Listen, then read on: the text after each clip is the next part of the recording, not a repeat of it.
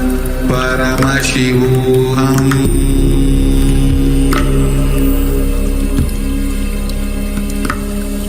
Om Nityananda Paramashivoham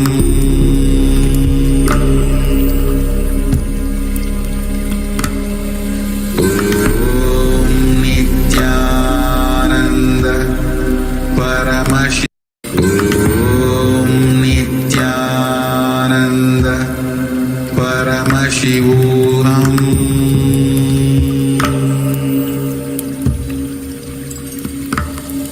Om Nityananda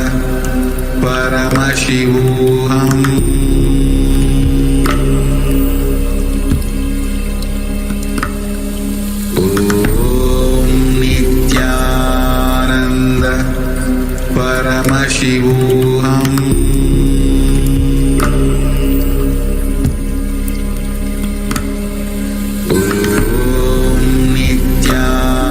Nityananda Paramashivoham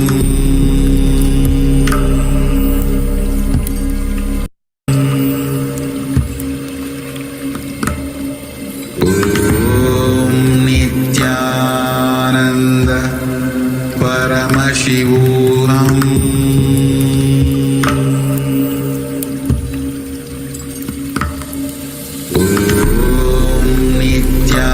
Nityananda Paramashivoham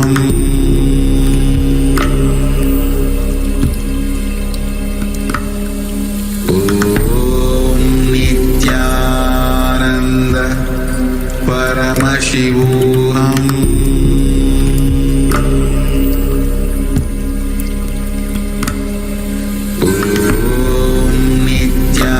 Nityananda Paramashivoham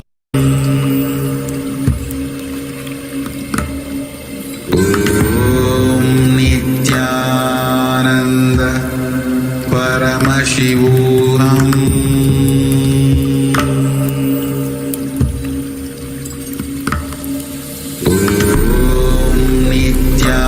Nityananda Paramashivoham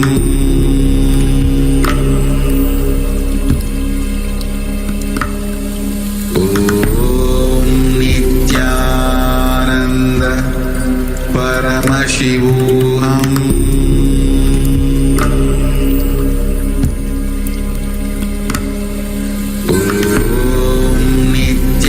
Nityananda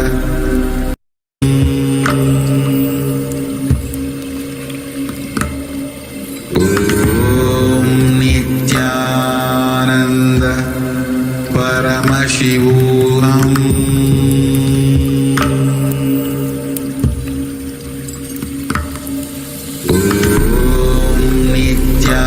Nityananda Paramashivoham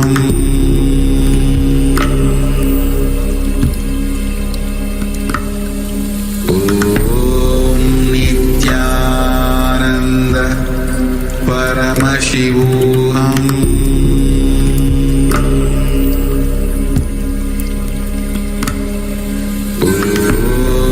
Nityananda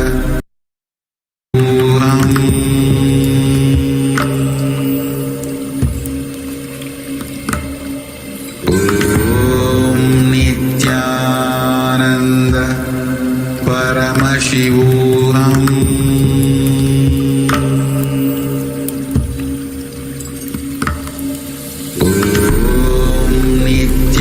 Nityananda Paramashivoham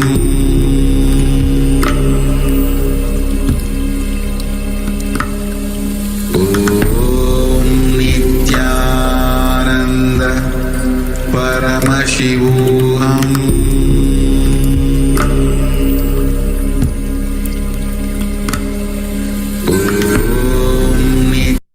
Paramashivoham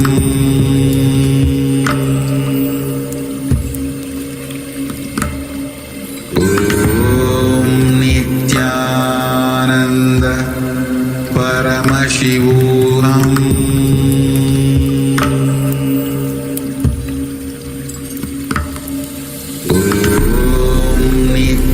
Nityananda Paramashivoham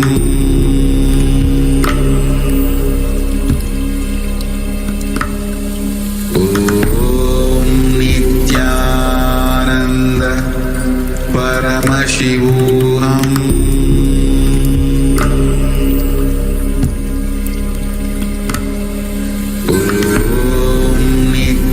Nityananda Paramashivoham Paramashivoham